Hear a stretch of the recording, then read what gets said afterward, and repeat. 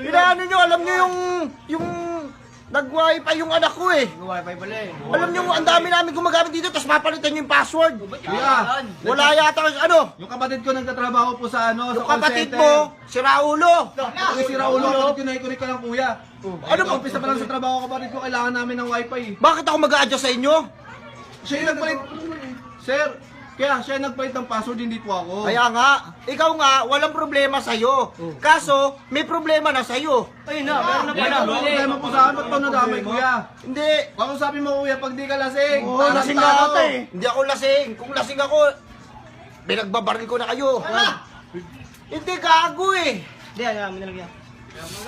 Kayo yung mali, yung kapatid mo. Oo nga. Yung kapatid mo, may ganun. Ano may ganun kuya, naikulik ka na ng wifi kuya, galit ka pa kuya. Doon kayo.